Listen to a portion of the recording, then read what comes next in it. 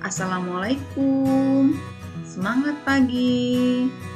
Hari ini kita akan belajar ilmu pengetahuan alam kelas 4. Nah, kali ini kita akan belajar bersama Bu Santi. Tema kita hari ini yaitu indahnya kebersamaan, subtema 2, kebersamaan dalam keberagaman. Kompetensi dasar yang akan kita pelajari hari ini yaitu menerapkan sifat-sifat bunyi dan keterkaitannya dengan indera pendengaran. Tujuan pembelajaran kita hari ini yaitu siswa mampu menjelaskan proses terjadinya bunyi dari sumber bunyi hingga ke indera pendengaran dengan runtut. Yang kedua, siswa mampu menyajikan laporan tentang proses terjadinya bunyi dari sumber bunyi hingga ke indera pendengaran dengan sistematis. Sebelum mulai belajar, kita berdoa terlebih dahulu. Bagi yang beragama non-muslim, silakan berdoa menurut agama dan kepercayaan kalian masing-masing. Berdoa dimulai.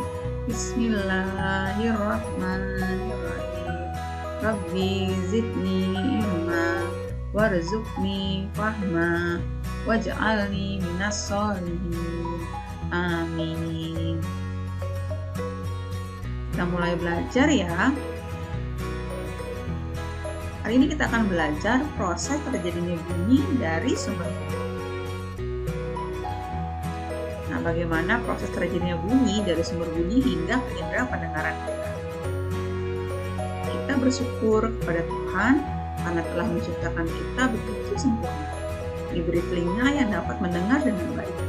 Kita wajib bersyukur dengan cara merawatnya. Kita bisa mendengarkan suara burung yang berkicau, suara orang yang berbicara, dan suara musik yang indah. Kita pelajari yuk bagaimana suara itu bisa terjadi. Nah, indera pendengaran manusia. Indera pendengaran manusia adalah telinga. Alat pendengaran manusia adalah telinga. Telinga selain berfungsi sebagai indera pendengaran, juga sebagai organ yang menjaga keseimbangan tubuh. Yuk kita pelajari bagian-bagian dari telinga kita. Nah, bagian-bagian dari telinga kita bisa kalian perhatikan ya. Nah, ini adalah penampang dari telinga kita, dari bagian luar hingga ke bagian dalam. Yang pertama adalah daun telinga. Nah, fungsi dari daun telinga adalah menangkap getaran bunyi. Yang kedua, lubang telinga. Lubang telinga berfungsi meneruskan bunyi ke telinga tengah. Nah, yang ketiga, liang telinga.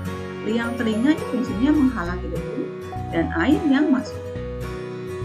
Nah, ini yang paling penting, gendang telinga. Gendang telinga menerima getaran bunyi dan meneruskan ke tulang-tulang pendengaran. Nah, ini tulang-tulang telinga fungsinya adalah meneruskan getaran bunyi ke koklea. Nah, selanjutnya saluran setengah lingkaran. Saluran ini berfungsi membantu dalam menjaga keseimbangan tubuh. Nah, koklea fungsinya adalah menerima dan meneruskan getaran bunyi ke saraf pendengaran. Nah, yang terakhir saluran eustasius menghubungkan ruang telinga dengan faring. Itulah bagian-bagian dari telinga kita. Nah, bagian-bagian telinga kita dibagi menjadi 3. Nah, ini perhatikan. Bagian telinga luar terdiri atas daun telinga dan lubang telinga. Telinga bagian tengah terdiri atas liang telinga, gendang telinga, dan tulang-tulang telinga. Nah, telinga bagian dalam yaitu saluran setengah lingkaran, koklea, dan saluran eustasius. Nah, itu adalah bagian telinga dibagi menjadi 3 ya. Bagian luar, bagian tengah, dan bagian dalam. Nah, kepekaan telinga sebagai indera pendengaran. Nah, telinga kita bisa mendengar ya. Telinga manusia dapat mendengar bunyi dengan frekuensi 20 sampai 20.000 Hz. Ada orang yang dapat mendengar bunyi lemah dan ada orang yang dapat mendengar bunyi kuat. atau keras. Indera pendengaran yang baik dapat mendengar dengan jelas asal sumber bunyi dan tinggi rendahnya bunyi. Nah, sekarang bagaimana proses suara sampai ke telinga kita? Nah, perhatikan ya. Yang pertama, getaran dari sumber bunyi menuju gelombang bunyi ditangkap oleh daun telinga. Kemudian, gelombang bunyi merambat ke liang telinga. Nah, proses selanjutnya, bunyi menggetarkan gendang telinga. Kemudian, getaran liang telinga menggetarkan tulang-tulang pendengaran. Koklea menangkap getaran dari tulang-tulang pendengaran dan mengirimnya ke saraf pendengaran. Saraf pendengaran mengirimkan rangsangan bunyi ke otak, sehingga otak menerjemahkan bunyi yang didengar. Inilah proses bagaimana suara bisa sampai ke telinga kita. Nah, telinga adalah pemberian Tuhan yang sangat berharga. Oleh karena itu, kita harus menjaganya. Bagaimana cara merawat telinga?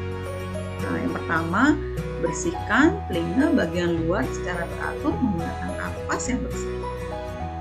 Yang kedua, jangan mengorek-ngorek telinga karena dapat mendorong kotoran lebih dalam dan kotoran akan semakin menumpuk. Kotoran yang menumpuk dapat mengganggu pendengaran, mengakibatkan robeknya selaput gendang telinga. Jika kotoran telinga banyak, pergilah ke dokter THT, yaitu dokter telinga, hidung, dan tenggorokan, untuk dibersihkan. Nah, yang ketiga, jika ada suara yang memekakan telinga atau suara yang sangat keras, segera tutup kedua lubang telinga agar gendang telinga tidak rusak. Nah, inilah cara merawat telinga. Bagaimana? Apakah kalian sudah memahami pelajaran kita hari ini? Kalau sudah, alhamdulillah, sampai jumpa pada pelajaran berikutnya. Ya, walaupun kita masih belajar di rumah karena saat ini masih ada pandemi yang disebabkan oleh virus corona, maka kalian harus tetap semangat ya walaupun belajar dari rumah. Nah, pergi ya corona supaya kita bisa belajar lagi di sekolah. Tetap semangat ya.